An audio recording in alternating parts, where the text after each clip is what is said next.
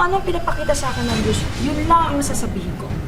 Hindi ako manghuhula. So 2025 kasi is tinawag po siyang the biblical year of awakening. So this 2025 is like kumakatok na yung Diyos sa pintuan natin. Calamities, talaga mas malala.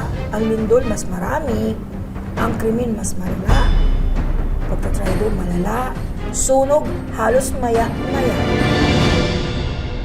Isang masayang hapon na naman ang pagsasaluhan natin, mga kapitbahay.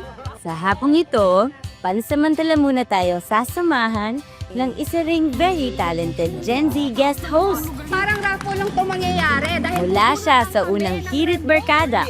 Yeah, syempre nandito pa rin kami ngayon sa Tanay Rizal. At kasalukuyan ding mapapanood sa Prinsesa ng City Jail. Let's all welcome Jessica Fausto. Tao po? Sino yan? Tao po. Dito po ba yung kilalang psychic, Profesora X? Tama ka ng punta, Iha. Pumasok at maupo. Maraming salamat po, Profesora X. Ano mo paglilingkod ko sa'yo, Iha? Nawawala po kasi yung pinakamamahal ko talaga na pet na si Blackie. Baka pwede niyo po akong tulungan.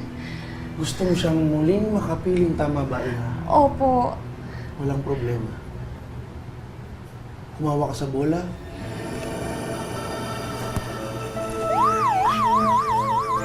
Blackie, nandito kami.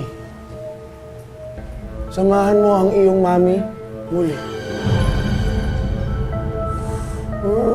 Ay! Bakit po kayo tumatahol? Hindi na ako si Profesor, si Blackie na to. Profesora, may mali. Ano yun? Pusa po talaga si Blackie. Hindi po siya aso. Pusa siya? Ako po.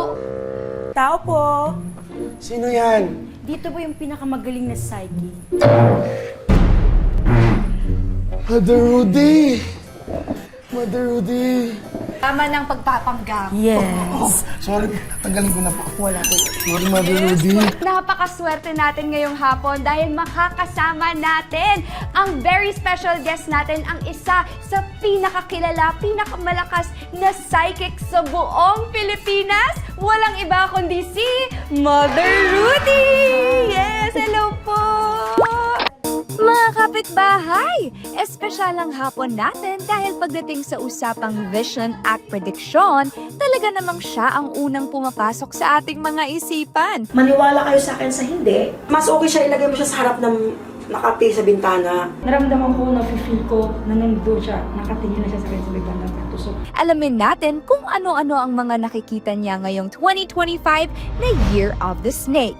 Patuloyin natin ang presensya at enerhiya ni Mother Rudy Baldwin. Magandang hapon sa'yo. Magandang hapon. Baka pwede niyo po sa aming madaliang i-share kung paano po ba yung proseso niyo personally as a psychic po. bawat psychic may kanya-kanyang kategory. Merong manghuhula at saka visionary. So ako kasi isang visionary. So wala talaga akong ginagamit na kahit ano dyan. Halimbawa may isang client pupunta sa akin, ayos lang talaga hawakan yung kamay niya, tapos lalabas na yung mga vision niya, sinusulat ko lang, sinasabi ko. Pag negative naman, ginagawan ko siya ng solusyon. Ganito, wala po kayong suit na In ganito. fairness, ang ganda ng Yes! Bagay sa'yo. Okay lang po.